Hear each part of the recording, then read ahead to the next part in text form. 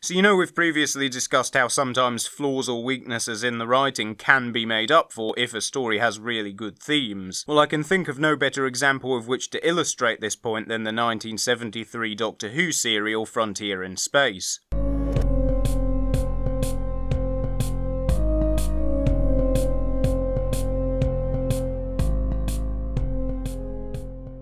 Frontier in Space often gets overlooked by fans because many are put off by the way it is structured, and to be fair, the pacing is pretty bad. The first episode opens with the Third Doctor and Jo Grant materialising on board a spaceship where Jo sees another spaceship out of the window that appears to morph and change shape before her eyes. Shortly afterward, the ship they are on is attacked, a distress signal is sent out, and the Doctor and Jo are taken back to Earth, where we learn that both the human and Draconian empires each believe themselves to be under attack from the other. Now, given what Jo witnessed earlier, it doesn't take a genius to work out that a third party, who turns out to be the Master, because of course it is, this is the Jon Pertwee era, is trying to provoke war between the two empires. However, both sides are too blinded by their fear and hatred of the other to realise the truth. As a result, the Doctor and Jo get imprisoned for being agents of Draconia. Then they are abducted and imprisoned by the Draconian embassy, who in turn believe them to be Earth agents, only for them to then be recaptured and imprisoned by the humans again. The Master then abducts Jo and imprisons her on board his ship. Meanwhile, the Doctor is sent to a prison on the moon where he hatches a plot to escape with some other political prisoners, which ultimately goes nowhere, and by now I'm sure you see the point. I don't know exactly what happened here, but there is no excusing the way this story is structured, with the amount of padding and moving from one prison cell to the next. The strangest thing about all of this is that for a serial that wastes so much time on needless filler, Frontier in Space rushes its conclusion. Having finally joined forces, the Earth and Draconian leaders launch an expedition to the Ogron planet, on which they are ambushed by the Daleks, who it turns out have allied with the Master. In the midst of the confrontation, the Doctor gets shot. Jo manages to get him back into the TARDIS, where he sends out a message to the Time Lords, and then the episode just ends. The first time I ever watched Frontier in Space, I remember immediately wanting to put on Planet of the Daleks, expecting it would pick up on all of the loose plot threads, since the cliffhanger leads directly into that serial. However, Planet of the Daleks largely ignores previous events and elects to just tell its own separate story instead. The biggest injustice in all of this is that Roger Delgado's final scene as the Master before the actor's death ends up being a confusingly edited, disjointed mess, which really sucks.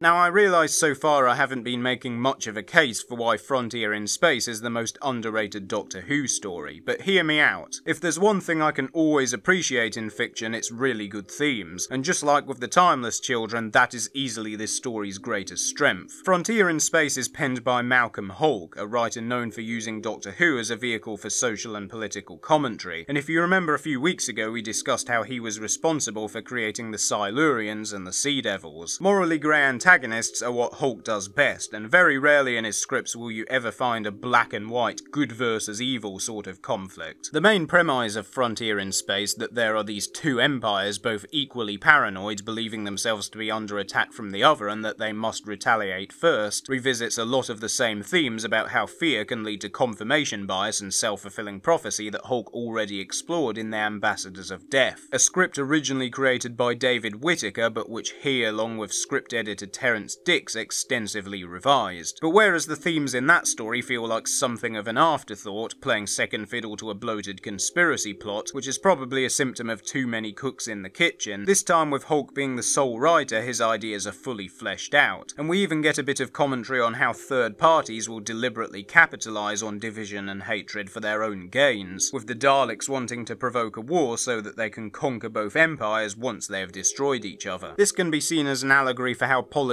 and tabloids behave in the real world in order to advance their careers or sell newspapers. A modern day equivalent would be the likes of Nerdrotic on YouTube deliberately stoking up outrage for clicks and views. There is one subtle and easily overlooked detail which elevates the themes from being merely good to being exceptional, and that is how the sonic hypnosis device being used by the Master to make the two empires think they are under attack from one another doesn't make them see what he wants them to see, but rather it makes them see what they want to see, enemy, or rather the thing they most fear, which in the case of the humans happens to be the Draconians and vice versa. This is later demonstrated when the Master uses the same hypnotic device on Jo in an attempt to get her to do his bidding. What this means is the humans and Draconians are so paranoid about each other they are quite literally hallucinating being under attack. The Master and the Daleks would not be able to do what they are doing without the latent fear that already exists. In a sense, the Daleks and the Master are not even the real antagonists here. As the Doctor somewhat heavy-handedly spells out for the audience at one point, it is fear that is the greatest enemy of them all, for fear leads us to war. And the insidious thing about fear and about bigotry is that it doesn't respond to rational persuasion. There's a reason why you'll never win an argument with a racist or a transphobe, and this is very well illustrated through General Williams, a character who bears a striking resemblance to Carrington from the Ambassadors of Death, in that he is also a general who is hell-bent on going to war with an alien race after his judgment was clouded by a previous hostile encounter, which turned out to be little more than a misunderstanding. It doesn't matter how many mind probes the Doctor breaks, just like it doesn't matter how many times you explain the flaws in a racist's logic, because bigotry is not rational, it's a gut response, and it's only when the deeper root cause of General Williams's prejudice is addressed that he finally comes around. Another interesting aspect of Frontier in Space is how elements of it can be read as a critique of democracy, with how the President is shown to be constantly under threat from a misinformed public clamouring for her to be replaced, despite the fact that she is the one person trying to negotiate a peaceful resolution to the conflict and avert a war that will undoubtedly lead to the death of billions. As I've mentioned previously, Malcolm Hulke was a former member of the Communist Party, and this is arguably the script where his radical political inclinations can be seen bleeding through into his work the most. In the same vein, it's also noteworthy that during the Lunar Prison segment of the story, the Doctor allies himself with the Peace Party, who are heavily implied to be a radical political organisation that may or may not have committed acts of terrorism. Put it this way, if Hulke had been writing for the 13th Doctor, then I struggle to imagine her siding with Amazon. I totally appreciate why many fans are put off by the structural issues of Frontier in Space. However, if there is one story I deeply implore you to give a second watch and a second chance to, then it's this one. Because if you can get past the flaws, there is some gripping social commentary here. I'd even go as far as to say it's one of the most thought-provoking pieces of entertainment ever put to screen, and that's no exaggeration, which is why Frontier in Space is one of, if not the most underrated story to ever come from Doctor Who. I'm Midnight, and I travel in space and time.